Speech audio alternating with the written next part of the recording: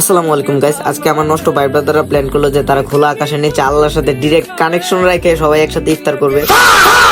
ইভেন্টটা যেহেতু আমাদের এলাকায় হচ্ছে, এই জন্য আমাদের সবার আগে সবকিছু ম্যানেজ করতে হবে। এই জন্য আমরা সবাই বিকেলের দিকে একসাথে হয়ে যাই। দেন তামিমদেরকে অর্ডার করে রাখা বিরিয়ানি আনতে পাঠিয়ে আমরা চলে যাই মহাপথে শরবতের ব্যবস্থা করতে। একে একে তরমুজ, রুয়াবজা, লিকুইড মিল্ক সবকিছু কেনাকাটা হয়ে গেলে আমরা একটা রিক্সায় করে আমরা রওনা হয়ে যাই কলেজ মাঠের উদ্দেশ্যে। এরপর কিনে আনা জিনিসগুলো নিয়ে আমরা এক সাইড দিয়ে মাঠে প্রবেশ করি। দেন আস্তে আস্তে ব্যাচের পোলাপান প্লাস বড় ভাইরা সবাই একসাথে মাঠে এসে জড়ো হইতে থাকে। এদিকে নীরবে গুছা করে না আসায় ওর ছোট ভাইরে পাঠাইছে আমাগুলোকে ইফতার করতে। আস্তে আস্তে ইফতারের সময় কাছে আসতেছিল, আর এরকম টাইমে সবাই একসাথে কাজে ব্যস্ত হয়ে যায়। আর আমরা এত তাড়াতাড়ি শরবত বানানো শেষ করি যে শরবত বানাতে বানাতে মাগরিবের আজান দিয়ে দেয়। আর যার হাতে যা ছিল সে তা দিয়ে রোজা ভাঙতে শুরু করে।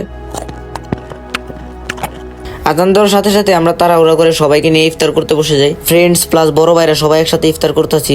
বিষয়টা ভালোই লাগতেছে, তবে এত ভালো লাগার মধ্যে দুঃখের বিষয় হলো হাতস্যা নীরবে আমার ডিমটা নিয়ে থাপা খাইয়া লাইছে।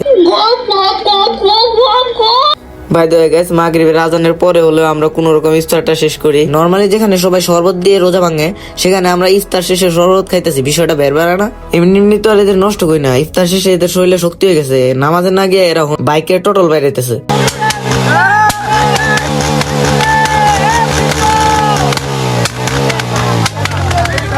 বাইকের কুষ্টি মারা শেষ হলে আমরা এই প্লেসটা লিভ নেওয়ার ডিসিশন নেই। দেন বাইকে করে সবাই অন্য একটা জায়গায় যাওয়ার জন্য রওনা হই। দেন নদীর পাড়ে এসে আমরা সবাই একসাথে আড্ডা দিতে থাকি।